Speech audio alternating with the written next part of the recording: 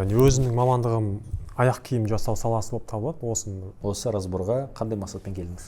Енді кірісіп жатырмын да басқа. Найымдан жаңағыдай. Ең оңайы велосипед ойлап таппау. Мен слабый стороным сата алмаймын или жақсы искусственный болса. Адамның вниманиясын жаулайтындай, эмоциясын қоздыратындай видео шығарасыз ба? Бұл сіз тегін ұсынады, пожалуйста, тегін клиент алыңыз. Жоқ болса да сат дедіңіз да. Қалай ол товарың жоқ болса сатасың дейсің да? Неге? Отандық өнім.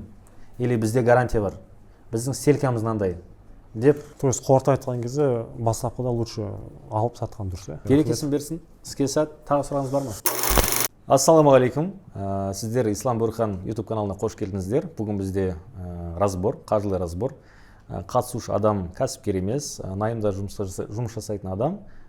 Сол адамның кәсібіне, жұмысына, ары қарай табысын өсіруге байланысты қаржылай разбор беруге тырысамыз. Және мен әрдайым ескертіп айтамын, біздің разборларымыз ешқалайда баюдың монополиясы емес. Яғни біз тек қана осылай баюға болады, басқаша баю мүмкін емес деген нәрсе емес. Біз тек қана осы келіп қатысып жатқан адамның өміріндегі қаржылай өміріне, даму стратегиясына басқа бір көзқараспен көрсету ғана болды. Егер де өзіңіздің толықтыратын ойларыңыз болса, комментарийда пікірлеріңізді білдірсеңіз болады. Бүгін біздің қонағымыз Ильяс мырза. Қош келдіңіз, Ильяс мырза. Өзіңіз таныстырып өтсеңіз. Атым Ильяс, жасым 32-де. Негізгі мамандығым аяқ киім өндіріс жасау, яғни. Қатырақ сөйлей беріңіз. Яғни өзімнің мамандығым аяқ киім жасау саласы болып табылады. Осы мамандықпен жұмыс істеп келе жатырмын. Найымда, яғни жалдамалы жұмыс болып жұмыс істеймін. И жұмыс істеп жүрдім да, қазір енді ой келді. Найымнан кішкене не істейін ба, дамиын ба, немесе өзімнің бір кішігірім цех ашып, даму жолым ба, дамиын ба деген сияқты. Екі ойлап жүрмін, или екеуінде қатар алып жүрейін ба деген сияқты. Қазіргі жағдайымды айтатын болсам, найымда жұмыс істеймін айлыққа. И анда-санда үйде өзім цехым бар, сол аяқ киім жасаймын. Қазіргі енді болашақ стратегия қалай болғаны жақсырақ деген сияқты сондай. Жасыңыз 32-де, табысыңыз? Табысым енді істегеніне байланысты шамамен бір 300 мың. 300 мың теңге. Алматы қаласында тұрасыз? Жоқ, Тараз қаласында тұрамын. Тараз қаласынан келдіңіз бе бізге? Иә. Машалла. Тараз қаласында тұрасыз. Үйленгенсіз ба? Иә, үйленген. Бала шағаңыз бар ма? 3 балам бар. 3 бала шағаңыз бар. Жақсы. Аяқ киім өндірумен айналысасыз? Иә. Яғни өңдеу емес, өндіру. Жасаймын. Толық басынан аяқ. Ол аяқ киімдер қандай аяқ киімдер? Спортивный, классический? Қазіргі кезде модельный аяқ киім, туфли, кроссовки. Туфли, кроссовки, екеуі, иә. Жақсы. Стелька, подошва бәрін білесіз уже? Найымда жұмыс істеген кезде бәрін жасаймыз. Өзім жеке жасаған кездегі спорттық аяқ киімдер. Яғни моноконцепт дейміз ғой, сіз өзіңіз айтқандай. Моноконцепт деген негізі сол сияқты спорттық аяқ киімдер. Бір ғана направлениеңіз ғой. Жақсы. Бүгін осы разборға қандай мақсатпен келдіңіз? Бірінші мақсат жаңағы өзіңіз айтқандай баю, жаңағыдай табыс ең әуелгі қалай болсын жаңағыдай. Сол мақсатпен келдім. Болашақ өзімнің деген жаңағыдай стратегия құру. Көп адамдар кәсіпкер емес, найымда ғой. И солардың даму стратегиясы менікі де соған келіп тұр. Мысалға ары қарай қалай істеген дұрысырақ. Келіншегіңіз жұмыс жасай ма? Иә, жұмыс жасайды. Жұмыс жасайды. Мен примерно түсініп тұрмын. Бірінші сұрақ, қалай байысам болады деген сұрақ. Иә, мысалы мен анау үйімде істеймін, дополнительно аяқ киім, полностью аяқ жасаймын, спорттық аяқ киім. Соны екеуін бірге алып жүрген дұрыс па, или қандай істеген дұрыс та баю үшін? Мен ойымша, баю үшін аяқ киім өндіру емес, аяқ киім сату керек. Иә, енді өндіріп сатасың. Өндірмеуге де болады, сату керек деп ойлаймын бірақ. Иә, сол сұрақты білейін деген ғой. Енді бір аяқ киім өндіруге қанша сағат кетеді? Бір аяқ киім өндіруге полный басынан аяғы. Полный прям, 0-ден бастап уақыт бойынша айтайық. 4 сағат. 4 сағатта бір аяқ киім дайын бола ма? Жақсы киім ғой. 4 сағат кетеді. И материалына қанша ақша кетеді? Шамамен 10-11 мың теңге. 10-11 мың теңге Қазақстанда материалына не кетеді? И плюс 4 сағат. 5 сағат емес пе? 4 сағат точно бітеді. Оны мысалға дизайн қалыптастыру дегенше? Жоқ, ол 4 сағатта жетеді. Бояп бәрін бітіреді? Полностью, аха. Хорошо, 4 сағат кететін болса, хорошо, есептейік 4 сағат. 4 сағат ұстаның несі, айлығы қанша болады 4 сағатта ұстаның? Аяқ киім өндіретін ұста ғой енді, шебер. Бүткіл жұмысқа кететін ақша деп айтсақ болады ма? 4 сағатына? Аха. Мысалға, общий жұмысқа кететін жұмысшының ақшасы где-то бір 10 мың 6 мың Так, қазір бір 6.000 теңге. 6 мың теңге 11 мың теңге материал кетеді, 6 мың теңге айлыққа кетеді. Ал аренда цеха қанша теңге тұрады?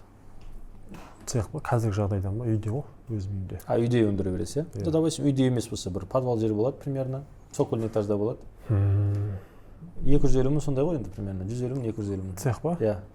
Жоқ, ондай қымбат емес. В принципе, 100 мыңға да салуға болады. 100 мыңға алса болады. Күніне 3 мың теңгеден, 3,5 мың теңге, 4 мың теңге аласыз. Ком услугасымен 4 мың теңге аренда стыпкада кетеді. Күніне бір ұста қанша аяқ киім өндіре алады? Екеуі ғой, 8 сағат жұмыс істейтін болса. Бір ұста примерно 5 пар жоқ, 3 пар жасайды ғой. 12 сағат жұмыс істей ма сонда? Жоқ, 9-дан 7-ге дейін. 3 пар жасап үлгере ма? В принципе, жасса болады. Онда 4 сағат, 3 сағат кетіп жатыр ғой бір күніне. Бұл нәрсе өте маңызды. Так. Бір сағат қой деп адамдар ойлауы мүмкін. Жоқ, имеется в виду, бір күн дегенде бізде относительно кешке дейін жұмыс істейсің ғой. Мысалы, бір күні істесе, енді кешке дейін істесе, ертесін кешке дейін істемей қояды ғой. Шаршадым дейді ғой. Масштабируемый модель емес қой. Бір күн шаршайды да, 3 күн демалып болады деген сияқты. А бізге полный мощность есептеу керек та, оның выхлопын санау үшін. 4 сағаттан 3 пар кетсе 12 сағат болып тұр ғой. Енді 12 сағат бұл жұмыс істеуге не ма? Нормально ма ғой? Ауырлау болды. Ауырлау болады, иә? Значит, қанша болады? Екеуі де істейді. Күні бір ұста екеуі істейді. Сонда айна ол қанша істейді? 60 істейді. 60 пар. 5-еуін демалатын болса, 50 істейді. 5 күн демалатын болса, 50 пар істейді. 50 параның бағасы қанша теңге тұрады?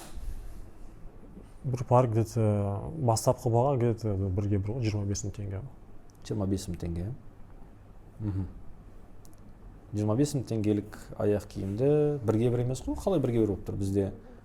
Так, 4 мың теңге аренда, 4 мың теңге аренданың, енді бізде 2-3 ұста болса, 4 ұста деп алайықшы бізде, 4 ұста. Олар табу оңай ма, қиын ба? Қиындау. Қиын, иә, ұсталар жоғы даже. Аяқ киім ұстасы деген мен өмірде аз кездестіргем. Аяқ киім өңдеушілерді естідім енді, ремонт обуыз көп көрген, бірақ тігетіндерді көп көрмегем. Жарайды, 2 ұстағыңыз болсын, или 3 ұстаңыз болсыншы. Сол кезде 4 мың теңгеден аренданы бөлетін болсақ, на каждый юнит экономику 1330 теңгеден түседі. Енді әр ұстаға да. Әр ұста 2-ін өндіреді, значит 670 теңгеден бізге әр неге қосылады, себестоимостьқа неге. Аяқ киім себестоимостьына қосылады да. Сонда 11 мың теңге оның материал шығыны, одан кейін ұстаның шығыны бір аяқ киімге қанша теңге?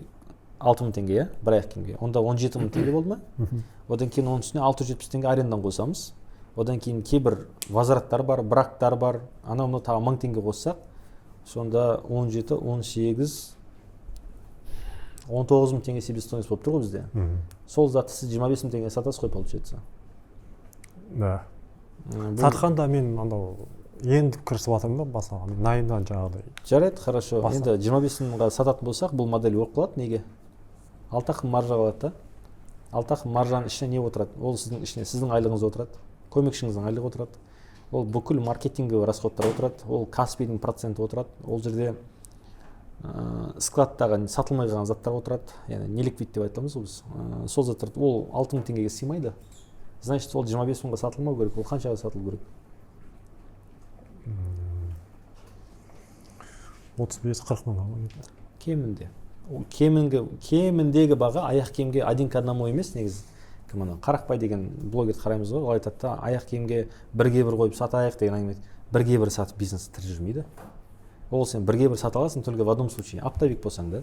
Егер сен ритейлер болатын болсаң, кейбір затқа бірге бір қоясың, кейбір затқа жарты қоясың, кейбір затқа 2-3 немесе 5 есе қоюға болады да. Егер олай болмайтын болса, сен кәсібің тірі жүрмейді. Значит, сіз енді затыңыз, основной товарыңыз 19 мың теңге себестоимостьқа шығатын болса, ол затты сіз кемінде 40 мыңға сату керексіз, 40-45 мыңға сату керексіз. Ол кемі. Ал в идеале 80 мыңға, 65 мыңға сату керексіз. Неге деген кезде айтайын. Лучше сапалы зат шығарыңыз. Сапалы затқа сапалы баға сұраңыз. Сөйтіңізді нормальный маржаңыз табыңыз. Чем паленый товар сатып, материалдан экономить етіп, адамның айлығынан экономить етіп, арендадан экономить етіп, бір жартылай сапалы зат шығарып, оған бір какой-то маржа ұстаймын дегенше, егер өсем десеңіз, сапалы зат шығару. Енді ол 80 мыңға қандай аяқ киім сатуға болады? 65 мыңға. Обычный базардағы емес, значит, сізде уникальность болу керек. Уникальность дегеніміз не? Ерекшелену. Ерекшелену деген кезде мен нені сататын едім? Бір нишевый салаға кіретін. Нишевый сала дегеніміз кім? Енді мысалы сіз бегундарға кіре алмайсыз, жүгіретіндерге. Олар не? Соломон, Найкран уже кетіп қалған. Енді не болуының орнына бар? Қандай нишалар бар басқа? Болмаса спец аяқ киім болуы мүмкін. Яғни берцевый аяқ киім, рабочий аяқ киім, соған кіруге болады. Либо екінші рабочийдің именно жұмысшыларға емес, экспедицияға барушылар, какой-то шахтерлар. Неге? Профессиональный болу керек. Яғни арзан аяқ киім, әйтеуір атқа мінетін аяқ киім болса емес, именно сол бір салаға арналған аяқ киім болу керек. Либо эстетикалықтың өзінің бағыттары барды. Типа сіз енді мен ойлаймын, мықты дизайнерсіз, там нереально эстетика бойынша айтып тастаймыз десе, олармен жарысу өте қиын, найктармен или басқа гиганттармен. Сондықтан біз эстетикалық қалай кіреміз? Значит, бір нишевый деген кезде, может быть, қазақи нақыштағы бұрынғы біздің ата-бабамыз осындай аяқ киім киген.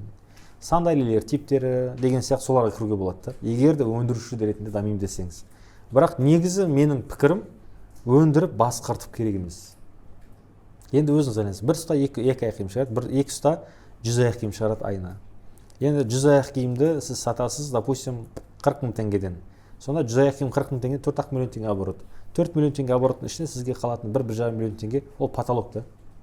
Ары қарай сіздерге ұста шығаратын академия жасау керек болады. Яғни біздің бір академиямыз бар, сол жерде біз адамдарға аяқ киім тігуді үйретеміз, одан кейін біз өзіміздің складымызға или там цехымызға олар жұмысқа аламыз деген сияқты екі процесс болады. Өйткені бізде мемлекетте тігіншілер академиясы жоқ, именно аяқ киімдер тігіншілер тіксе де олар онымен істегісі келмейді, өйткені зарплата жетпейді. Білімді курсқа айналдырып сату ма? Иә, бірақ олар курс қылып сату үшін сіздің цехтағы жұмысыңыз завидный болу керек. Адамдар осы бір Ильястың цехына барып жұмыс істесем деген арманы болу керек та. Егер сондай арманы болса, академияға келеді ол. Ондай арманы болмаса, академияның өзін сата алмайсың. Сондықтан в целом Қазақстанда адамдар айтады, өндіріс дамытыңдар, бір нәрсе деген. Өндірісті бізде дамытатын мүмкіндік жоқ. Бізге өйткені бір ұста 6 мың теңге алады аяқ киімнен. Қытайда 2 мың теңге алады. Олармен конкуренция ете алмаймыз да. Конкуренция ете алмасақ, тек қана какой-то бір эксклюзивті модельдерге кіретіміз. Ол үшін эксклюзив кіру үшін сіз жаңағыдай енді болады. Туристикалық аяқ киім болмаса профессионалды аяқ киім. Мысалға бізде анау Айбек Барыс ба деген бір кәсіпкер бар ғой, который специально нелер шығарады, андай военный техника шығарады. Міне осы уникальный модель. Өндіріс жасаған, и өндірісті бір нишаға салып, именно оборона, бір әскери деген сияқты сол нишаға кіргенде соны алып шыққан. Ал масс продукттарда производствоны озу деген почти что нереально. То есть конкуренция көп қой. Бешеный. И адам барда аяқ киім көреді, мысалы, аяқ киімді көреді, сіздің аяқ киіміңізді көреді. И сіздікіне переплата жасау үшін сіздікі реально мықты болу керек, а не так, что екі ұқсас. Екі ұқсас болса, сіз просто реплика ренттер босып кетеді сізден. Сондықтан мен перепродажға кіретін едім. Ал егер өндіріс болатын болса, онда қымбатқа сату.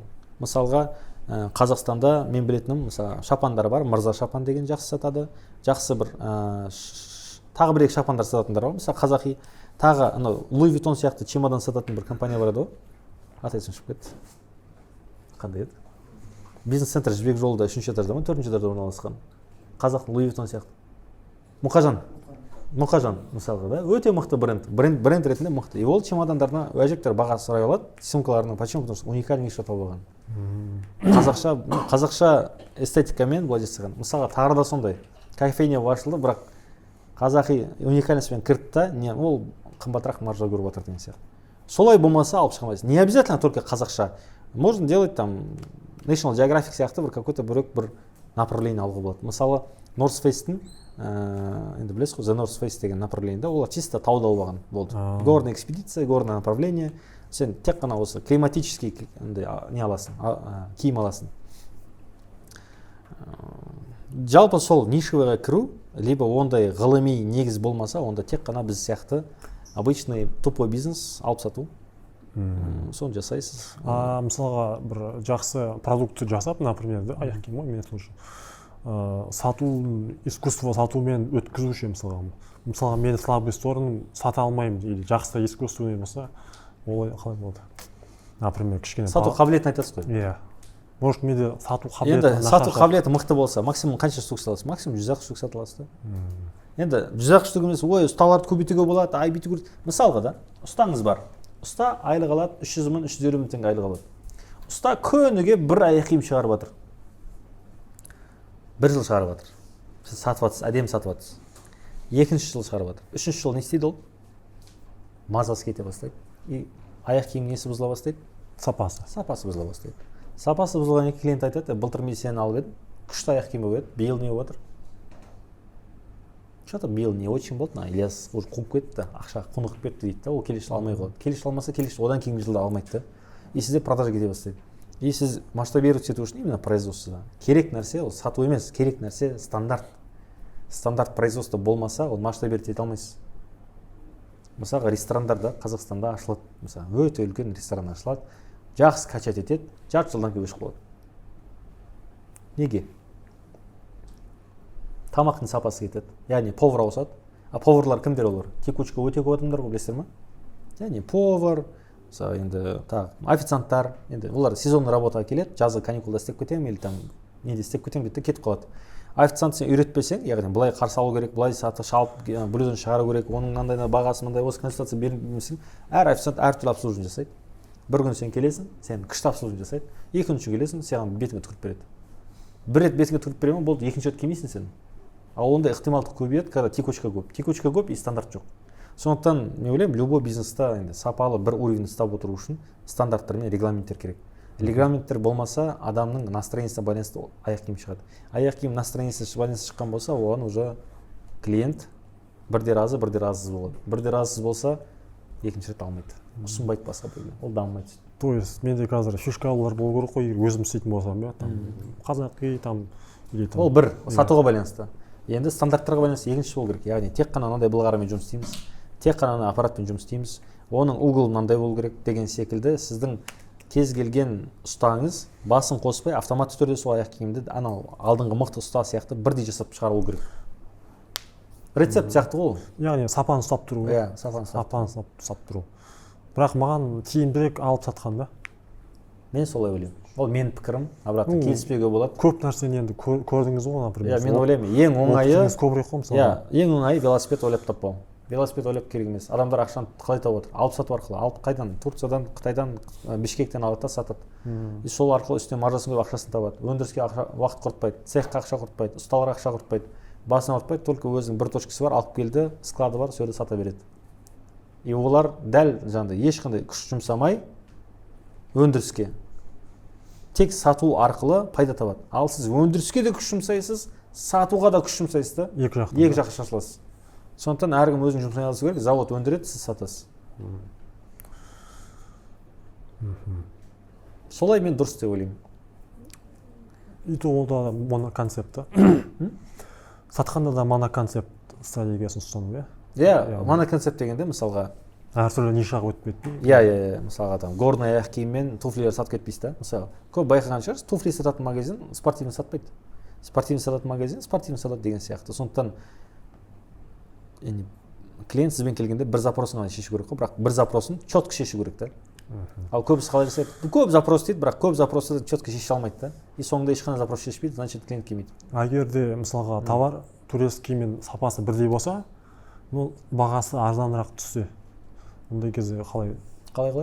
Мысалға товар өндіретін товар, түріктің товарымен бірдей сапа шығады. Бірақ бағасын төмен қылса. Кім? Цех, мысалы мен, сіз, мен товар, например, турецкиймен бірдей, бірақ бағасы арзан қылып істенсе, ол кезде тиімді ма жасаған? Жоқ, неге? Олай тиімді бір ғана случайда. Заводыңыз миллион штук шығарып жатса. Көп шығарасың. Иә, сіз көп шығарамайсыз ғой, өйткені адамға тәуелді ол. Сізде станоктар емес, адамдар шығарады оны. Бастап кету үшін бірден көп шығарып кету керек қой, егер арзан сатқыңыз келсе. Себестоимостьін түсіре алсаңыз, иә? Өйткені сіз арзан сата аласыз, өйткені сізде массовый производство болған кезде себестоимость төмен болады. Ал егер де шектеулі шығаратын болсаңыз, онда обязательно сіз Турциядан қымбат сату керексіз, бірдей сапа болса да. Неге? Отандық өнім. Или бізде гарантия бар.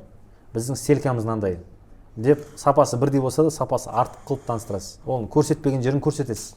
Просто Турциядан алып келгенге логистический бағамен қымбат шығып кетпей ме деймін, логистика қымбат болады, бірақ производство арзан ғой. Производство арзан дамып кеткен. Екен олар адамның күшін аз қолданады. Сізде 4 сағатта бір туфли шығаратын болса, оларда 30 минутта шығарады бір туфли. Түсінесіз ба?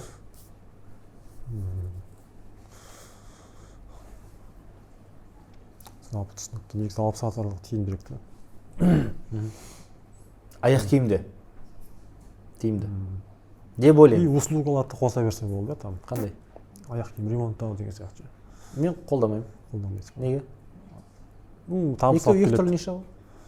Ремонт и сатылу ма? Иә, екі түрлі неше ғой? Дополнительно несіге табыс алып келгенге.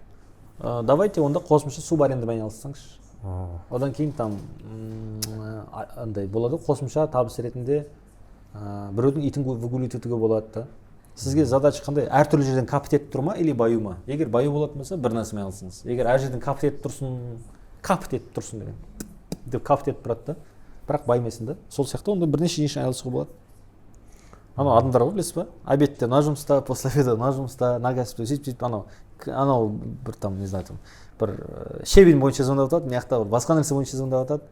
Олай болмайды. Бір нәрсеге фокус салу керек, соны сапалы жасау керек. тағы нәрсе болады. Ойсы распыляться етіп кетеді олар. Расфокус деген нәрсе болды, артында прибыль жоқ. Енді өте қиын, сіз мықты менеджер болу керексіз, егер де расфокуспен көп нәрсені істей аламын десеңіз, мықты менеджер болу керек. Енді мықты менеджер болу үшін производство сөзіңіз бұл нәрсе бүткіл производствоға қатысты ма? Біздің Қазақстанда жалпы жоқ, білмеймін. Енді мен тек көбінесе ма? Білмеймін. Бөлінеді ғой. Производствоның түрлері көп қой. Жалпы производство қиын десеңізші, жасауда. Білмеймін, сіздің әңгімеңіз андай болып жатыр да, қалай түсіндірсе болады. Газетте жазылатын сияқты бір болады, бір жалпылама әңгімелер да. Ол ішіне кіріп қарау керек. Мысалы, сіздіңкінде шектеулер қандай бар? Сізде ұсталар шектеу болды. Егер ұста көп болса, көшеде бүйтіп толтыра алатын болса, онда айтар едім, онда істей беріңіз деп. Бірақ ұста жоқ қой. Сіз ертең ұстаңыз ішіп кетсе, ұстаңыз айтады, мен ұста болмайтын болдым, короче, мен стройкаға кетемін дейді анау. Сіз қалай ұстаны алып келесіз? Ол новый ұста келеді, жаңадан оған үйрету керек. Сіз оған үйретесіз, былай істейсің, ол 2 апта үйренеді. Болды, үйреніп болғаннан кейін тағы қайтып кетіп қалады. Сөйтіп қайтадан ұстаны үйретіп жатасыз да, сол кезде сіздің продажаңыз ұйықтайды. И келесі сұрақ түсінікті, енді ол жалпы проблема ғой, иә. Келесі сұрақ қойсам болды ма? Сатылымдағы инструменттер қандай тиімдірек? Жаңағы кісіге айтқан дей ма? Интернет, жаңағы нелер ма? Тек қана интернет, Инстаграм, социальные сети, рекомендации.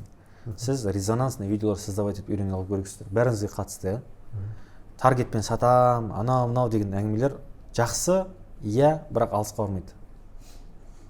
Сатқыңыз келе ма, тиімді маркетинг стратегиясын жасау керексіз. Ол үшін қалай? Адамдар осознанно келіп таңдау керек. Осознанно, яғни сіз целевой аудиторияңызға тегін шығу керексіз. Мысалға, YouTube, Instagram, TikTok-тың барлығы рекомендация деген нәрсе бар. Рекомендация дегеніміз не? Өзіңіздің адамды, қарап отқан адамды сол платформадан шығармау мақсат сол. Значит, сіз соған қызықты, соған ұнайтын, немесе соның эмоциясына тиетін видеороликтер шығарсаңыз, аяқ киімге байланысты. Сол адамға шығарадан аяқ киімді. Сол ішінде аяқ киімнің рекламасын нативно тығасыз. Мысалға, сіздер бәріңізмен ректен тауып келгенсіздер ғой.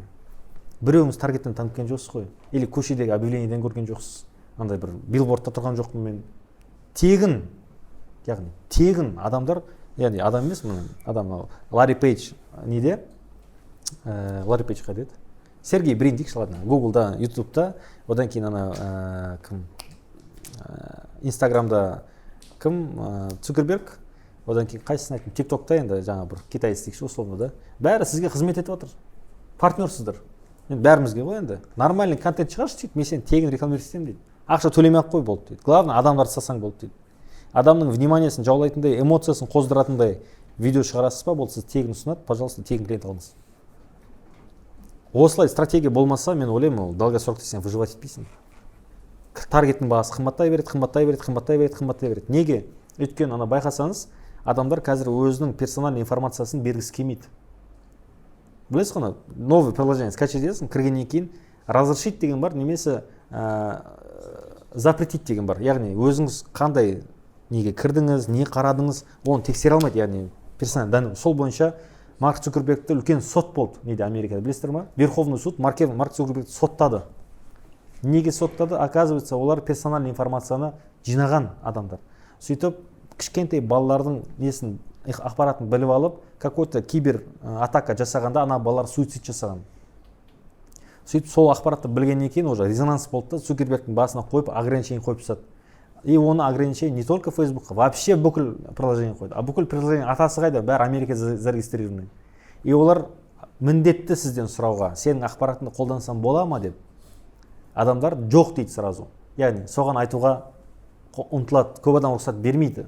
Соответственно, таргет дәл тимейді. Түсіндіңіз ба? Өйткені ана ақпарат жоқ қой, бұл кім екенін білмейді. Соответственно, оны дәл тигізу үшін сырттан ақпарат іздейді. Ол ақпараттар не точно болғаннан кейін таргет дәл тимейді. Таргеттің смыслы қандай? Перевод, таргет, цель. Бұрын цельға дәл тигізетін реклама еді, оның жылдан асып баратқан сайын дәл тигізу ықтималдығы құлай береді. Даже құламаса дәл тигізді дегеннің өзінде де сіздің аудиторияңыз шектеулі. Аяқ киім сатып алатын өндірістік. Ол любой аудитория шектеулі. Квартира сатып алатын адам шектеулі, курс сатып алатын адам шектеулі, шетелге шығатын адам саны шектеулі. И сен таргетпен уже какой-то бір 200 мың или 50 мың адамға дәл тигіздің ба, и болды да реклама қайтып осыған адамға келе береді. Соответственно, таргет сен не төлейсің? Сен за показ төлейсің ғой. За каждый показ төлейсің ғой. Төлеп алсың, ол келмейді. И там 20 рет көргеннен кейін бар, бір рет келеді. И қалай болады? 50 мың адам шектеулі ғой. Бірінші 80% адамдар басында төлеп клиент болып кетеді да, қалған 20% адамды сен 1000 рет айналдырып сатасың ғой, түсіндіңіз ба? Енді эффективность солай жұмысы, принцип Паретто бойынша. Соответственно, сен целевой аудиторияң постоянно қысқарып отырады. Түсіндіңіз ба, түсінбедіңіз ба? Қаншама миллиондаған ақшаны ай сайын жағып отыратын адамдарды мен кездестірдім. Ондай краткосрочный стратегия жақсы жұмыс істейді қысқа мерзімде. Бірақ ұзақ мерзімде ойнаймын дейсіз ба, сізге осындай қалай айтсам болады, әділ правиламен ойнайтын стратегия жасау керек. Ол қиын, ұзақ, қымбат, бірақ ақтайды өзін. Бірақ ақтайды, ұзақ мерзімде ақтайды. Каспий мен сатып жүрген. Аяқ киімді ма? Иә, сатып көріңіз. Енді дополнительный канал продаж ретінде, бірақ салдың болды, өтіп кете береді деген мен сенбеймін. Оған өту үшін обратно Каспий бөлек әлем. Оған сіз салу үшін бірінші бағаңыз арзан болу керек, описание жақсы болу керек, отзывтар көбею керек. Сіздің товарыңыз соңғы 14 күнде жақсы сатылымда болу керек топқа шығу үшін. Плюс Каспий маркетинг жасау керек, ол жерде реклама жасау керек. И адамдар сатып алады ғой, сатып алғаннан кейін олармен жұмыс жасау керек. Отзывтармен, сервис болу керек. Яғни алдыңыз ба, сізге аяқ киім размер келді ма, одан кейін ол онлайн заказ болғаннан кейін, аяқ киім размерный ряд болғаннан кейін, значит возврат көп болады деген сөз. Значит, возврат көп болатын болса, логистикаға сіз адамдар обычно жаңағыдай, мынандай сататын адамдарға қарағанда 3 есе көп ақша құртасыз. Баруы, келуі, қайтып баруы келесі адамға. Түсініп жатсыз ба? Значит, оны себестоимостьқа закладывать ету керек. Одан кейін ол жерде алатын адамдар саны 80%, 90% ықтималдықпен рассрочка алады. Рассрочка алатын болса, Каспий сіздің 12-14%-ыңызды жейді.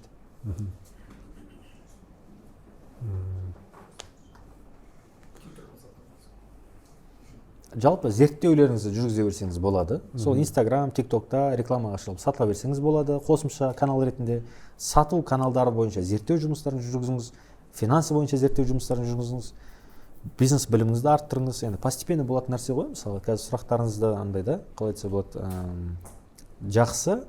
Әлі бірақ зерттеуге мен сізге кеңес беремін. Бұл сұрақтармен толыққанды жауап алдым да кәсіп бастап кетемін дегенге әлі жеткіліксіз сияқты болып маған көрінеді. Кәсіп бастау дегеніміз обязательно болды, мен деп цех алып барып ақша салып кәсіп бастау емес. Бар ма обувь? Пожалуйста, қымбатыраққа сатыңыз. Ертең 2 сатыңыз. Онар күні 3 сатыңыз. Сөйтіп 3-ді постоянно сатып тұрыңыз. Одан кейін клиенттердің обратный связін сұраңыз. Олар не керек? Не кигісі келеді? Сезонный істеген нәрселер бар. Сезонға заранее дайындалу деген бар. Ол сезонға заранее дайындалу үшін, значит, сізге заранее өндіріп шығарып складқа толтыру керек деген сөз. Потом одновременно бәрін бір уақытта сатасыз. Ал бірақ мынаның бәрін толтыру дегеніміз ақша салу, яғни ол зарплатаңыз күн сайын алады ғой мысалға. Күн сайын беріп отырасыз, ақшаны салып отырасыз, склад толтырып отырасыз да, потом бәрін бір резете сатып ақшаны шығарасыз деген сияқты. Енді оборачиваемость деген нәрсе бар. Оны да оқу керек болады, қалай зерттеп қарау керек болады.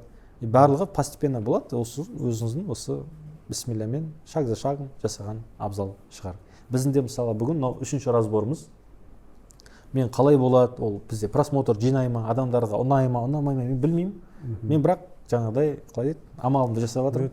Мен өткенде сіздің бір кеңесіңіз бойынша не істеген ғой, сат деген бір сөз айттыңыз. Жоқ болса да сат дедіңіз да. Біріншіден товар алма, біріншіден сат дедіңіз. Қалай ол товарың жоқ болса сатасың дедім да. Потом алдымда реклама беріп жібердім. Тупо очень, да. Статусқа неге. И біраз адамдар көрді да уже алам деп заказдап жатыр. Уже мен де кәдімгідей заказдар қабылдап уже жасай бастадым да. Машалла. Басында ондай ойымда болмаған едім. Вообще істемейтін да ма? Қойшы дедім, істеймін ғой кейін деп дайындап жүрдім да. Сіздің айттыңыз, товарым жоқ. Ойлағанмын басында товар істеу керек, потом сату керек. Сіз айттыңыз, сат жоқ болса дедім да, реклама бере салдым. Сатылды. Елдер сұрайды, ой, мынаны бер, мынаны істейші, Сатылды ма? Елдер алып жатыр кәдімгідей, сатып істеп беремін да, хорошо деймін да. Істеп беремін. Ақшасын бірінші алып аласыз. Аха. Содан кейін қандай размер екенін анықтайсыз да, істеп беремін да, аха. Одан сатып алады. Ох, балама да істеп берші деді. Бүткіл балаларына істеп, әйеліме істеп берші деді бір адам да, например. Да, ты что, все, тағы біреулер звондайды сөйтіп. Оказывается, осылай да болды екен ғой деп, осы пайдаңызды қолдандым да. Қанша теңге реклама кетті? Вообще тегін ғой. Иә. WhatsApp сатыс қойшын. Содан кейін уже ойым кетті да, мәссаған мен оказывается өзім сатпай жүр екенмін ғой, өз-өзімді жаңағы мышлениямды сап жүр екенмін ғой деп та, құрашын өндірмей ғана, бірақ сату деген нені жүргізбеппін. Сол сияқты нелер ғой жаңағыдай. Сол жағынан менде слабость болып кетті, өз-өзімді жаңағыдай сатуды білмеймін да. Осы жағынан жаңағыдай сатудың түрлері көп қой мысалға, әртүрлі. Өте көп. Соларды білмейді екен, сол үшін жаңағыдай сізден разбұралуға келген ба. Сол советіңіз көп көмектесті негізі. Қуаныштымын. Сол жаңағыдай бірден сатып алып, содан кейін сатуға емес, бірінші реклама беріп, мысалға товарларыңды көрсет, ненің керегін жаңағы клиенттерге білдің ба, содан кейін сат деген сияқты ұстанымыңыз маған пайдасы тиді. Енді постепенно жасаңыз, ойлаймын, мысалы қазір бір ретте мастер-классқа қатыстыңыз ғой. Иә. Сол кезде осыны көрдіңіз ғой. Жоқ, мен подкастта и мастер-классында подкаст. Уже сәл көбейді ғой. Енді келесісін жасайсыз, келесісін сіз осылай кетеді. Содан мотивация алдым. Ох, оказывается, қызыға бастадым да. Сол пайдаңыз тиді маған. Берекесін берсін. Іске сәт, тағы сұрағыңыз бар ма? Сұрақ жалпы осы. Әр табысыңыздан 10%-ыңызды кемінде сақтап отырыңыз. Аха. Мысалы, табыс келеді 120 мың теңге, 150 мың теңге, 35 мың аласыз да. Осыны айтамын, басқа өйткені ертең қарызға кірмес үшін, кредит алмас үшін сіздің өзіңіздің жеке ақшаңыз болу керек. Ол үшін қазірден бастап өзіңіз жеке жинақ қорыңызды қалыптастырғаныңыз абзал шығар. Мысалға тағы бір сұрақ қойсам, мысалға өмірдің сапасын құртып алмау керек дейді, жаңағы құр жинай беріп, өзіңе ештеңе жұмсама деген жаңағы, то есть 10% әсер етпейді. Әсер етпейді. Адам 100 мың теңге өмір сүретін болса, 10 мың теңге жинасын. 100 мың теңге өмір сүріп жатқан адам 90 мыңға да өмір сүре алады. Жалпы түсінікті. То есть қорыта айтқан кезде бастапқыда лучше алып сатқан дұрыс, иә? Менің ойымша, иә. Енді сіз пікір алу үшін келдіңіз ғой. Точно бір ақиқат тану үшін емес. Сондықтан бәрін тырысып көріңіз. Қайсысы жеңіл жүріп жатады өзіңіз үшін, соны істеңіз. Яғни ислам айтты, исламдікі хақ, осылай болу керек деген нәрсе емес, иә. Бұл тек қана сырттан көзқарас. Менің пікірім, ол адам пікірі қате болуы мүмкін. Шешім өзіңізден, тәуекел өзіңізден, нәтижесін өзіңіз көресіз. Сол жалпы. Бірақ мен жаңағы кәсіпкер болсам, сатудың түрлерін де білуім міндет.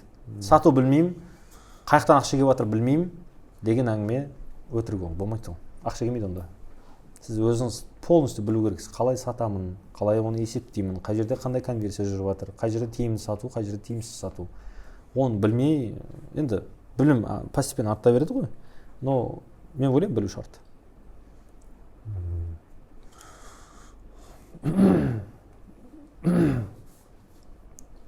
Хорошо, жалпы түсінікті. Жақсы. Сұрақтарыңызға рахмет, Ильяс мырза. Кітап оқып тұрыңыз, зерттеу қарап тұрыңыз, подкасттар қарайтын болсаңыз бәрі жақсы. Енді сонда жалғастырыңыз. Кәсібіңізді постепенно өсіріңіз. Андай біреулер сияқты 10 миллион кредит алып алда, деп ондай нәрсені қолдамаймын. Жай, сол 10 миллион теңге кредит алып жасаған адамның тірлігін бір жарты жылда жетіп қоясыз. Аз-аздан үздіксіз дейді ғой, мен сол модельдің фанатымын өзім.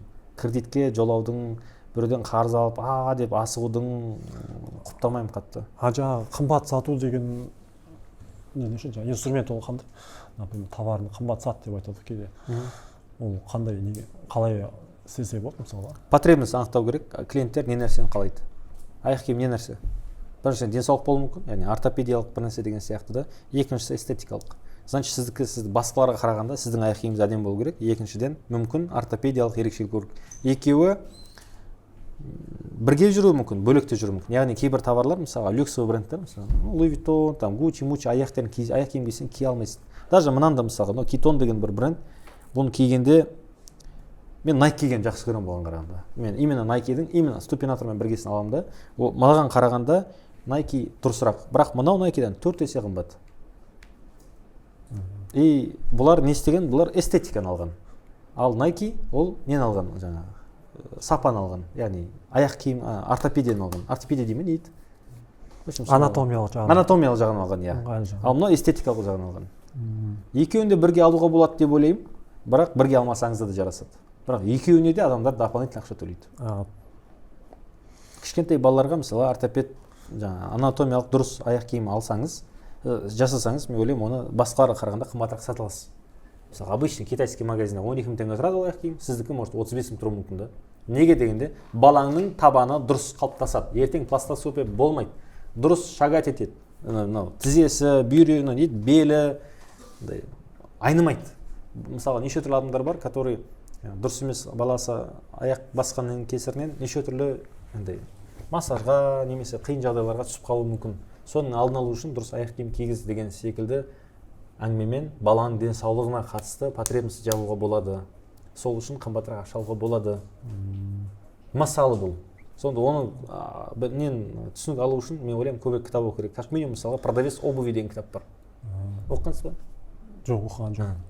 Жаңағы айтылған просто әйелдер не үшін менікін алды деп таң қалдым. Көп қой аяқ киім мысалға. Туала ғой, не үшін ала салмайсың дейді. Басқалар да сұрайды. Түрлі аяқ киім. Жоқ, Ильяс андай андан алдық, мынаны алдық, қымбатын алдық дейді, тастап дейді олар.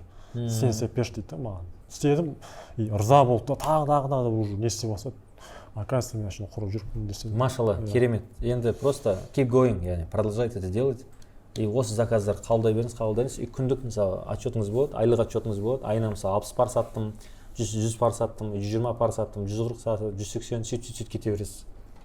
Бұдан басқа ұрыс жоқ. Яғни 40 пар саттым да, сразу 400 пар сатып жібердім деген ол бір ай жұмыс істейді, 2 ай жұмыс істейді. Средний чекті көтеру үшін бір немен эстетикалық жағынан выделяться ету керек, бір жақсы нәрсе. Айттым ғой, либо анатомия, либо эстетика. Средний чек деген сол бағасы ғой енді. Бағасын көтеру үшін. Орта бағасы. Көп нәрсе естідім, средний чек көтер деп айтасыз ғой.